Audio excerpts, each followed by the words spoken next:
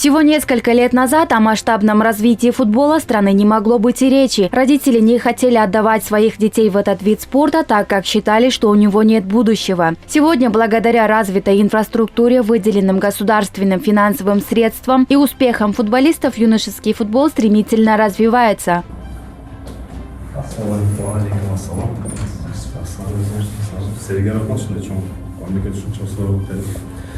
Біздің уақытта шын осы болғанда біз дағы шынай футболист болмақпыз ба? Жақсы үкіметке чоң рахмат шынша. Уходящий год запомнился большим скачком в развитии отечественного футбола. Впервые в истории национальная сборная Кыргызстана по футболу обеспечила себе путевку на Кубок Азии 2027 и впервые в истории выходит в третий тур отборочных игр на чемпионате мира. В последние годы в футболе отмечаются колоссальные изменения. Таких результатов не было за последние 30 лет. Самое главное для игроков – это поле. И государством было уделено особое внимание на развитие условий для нас. Также футболистам оказывается очень большая финансовая поддержка. Наша заработная плата выросла в 3-4 раза. На сегодняшний день созданы все условия для развития и поддержки молодых футболистов. Глава государства в этом году особо выделил развитие футбола в стране. Открытие здания Кыргызского футбольного союза тому свидетельство. Национальная академия Кыргызского футбольного союза открылась 22 октября в присутствии президента Садыра Джапарова.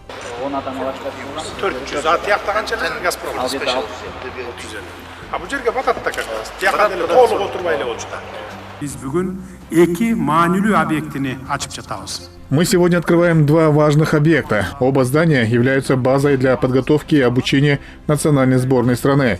Здесь созданы все условия для комфортной и качественной подготовки наших футболистов.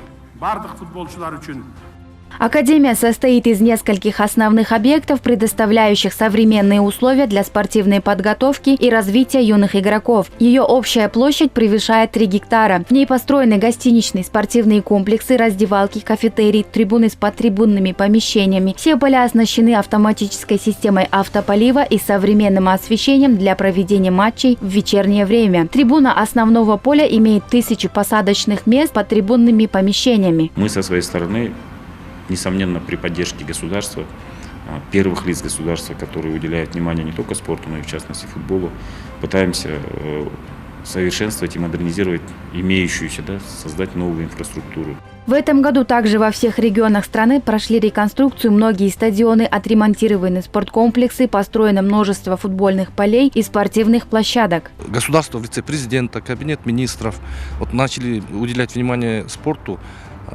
Очень много спортивных объектов начали проводить реконструкцию, капитальный ремонт. Ранее такого масштабного обновления и ремонтов не было.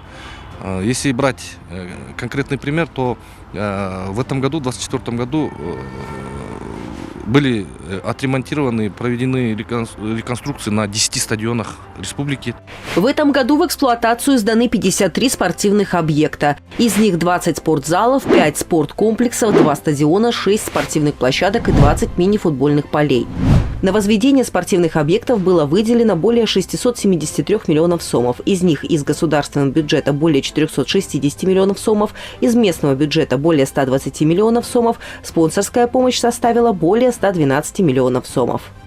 Помимо вышеперечисленных объектов, также реконструкцию прошел стадион имени Долёна Өмүрзакова, который ремонтировался только 2 раза за более чем 80 лет. В рамках реконструкции был произведен ремонт подтрибунных помещений, установлены новая система освещения, гибридный газон и автоматическая система полива, а также обновлены беговая дорожка и сиденья. Как построили, она один раз только или 1 или 2 раза она проходила реконструкцию и капитальный ремонт. И очень давно этого не было. И вот сейчас стадион этот обновили, полностью реконструкцию провели, LED-экраны установили, получается, здесь сиденья полностью обновили. В общем, в целом на спорт начали очень хорошо выделять финансовые средства. В уходящем году страна начала реализовать крупнейшие проекты в сфере спорта. Один из них – самый большой стадион в Центральной Азии. Строительство арены на 45 тысяч зрителей сейчас идет полным ходом.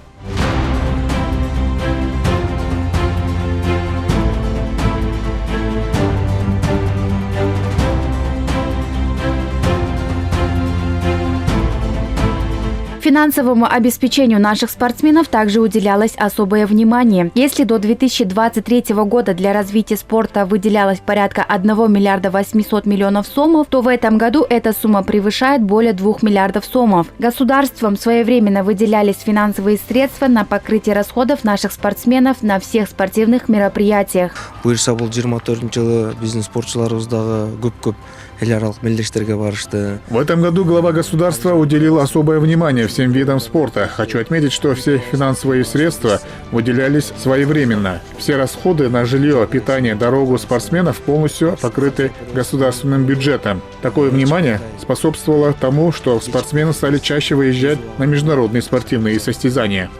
Этот год стал началом развития не только спортивной инфраструктуры и футбола, но и спорта среди женщин. Ставшую символом кыргызского женского спорта, трехкратную чемпионку мира, шестикратную чемпионку Азии, двухкратного призера Олимпийских игр, заслуженного мастера спорта КР Айсулу Тыныбекову в свое время не верили и пытались отговорить ее от занятий спортом. В начале пути она тренировалась вместе с мужчинами, что доставляло много неудобств. Сегодня она пример тем девушкам, которые хотят заниматься борьбой.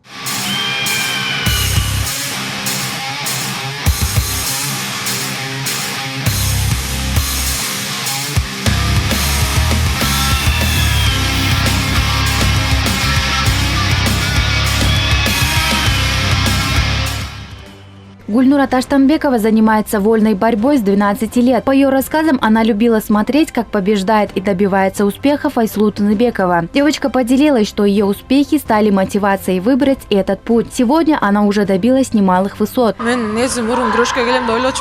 тренируюсь в этом виде спорта уже 7 лет. Сначала я так же, как и Айсулу Тыныбекова, тренировалась вместе с парнями.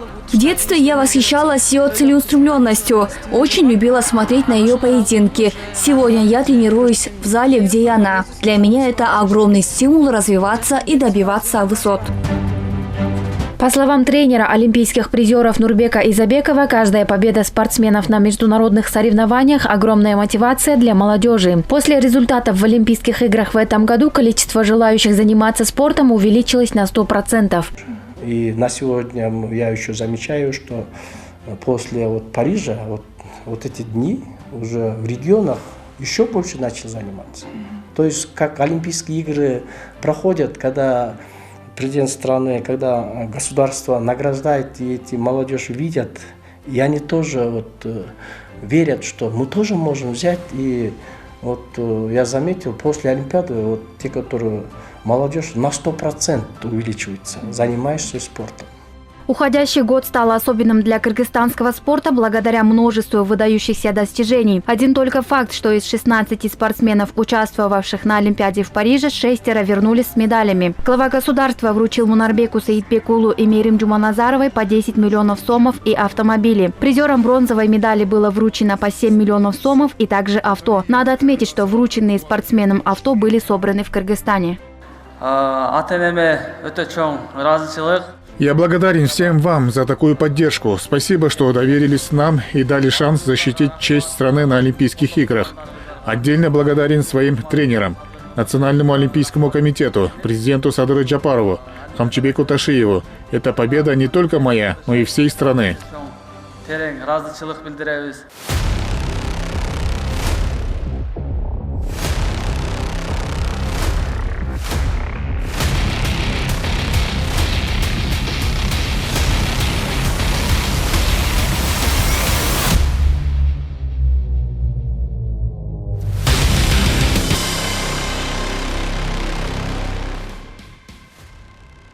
Вслед за олимпийскими наградами спортсмены на Всемирных играх кочевников завоевали 65 медалей. Представлять Кыргызстан на соревнованиях, прошедших в Астане, отправился 181 спортсмен. Они завоевали 19 золотых, 21 серебряную и 25 бронзовой медали и заняли второе место в общем зачете. Будущее страны в руках молодежи, а в последние годы увлекающихся спортом молодых людей становится все больше и больше. Все это благодаря тем условиям, которые создаются в государстве.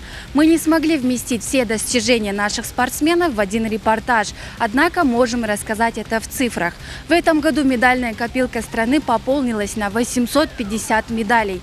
Если разделить их на 365 дней года, то в день наши спортсмены завоевывали по 2 медали в день. Это очень большие показатели. Благодаря таким достижениям у страны огромные надежды на отличные результаты в спорте и в следующем году.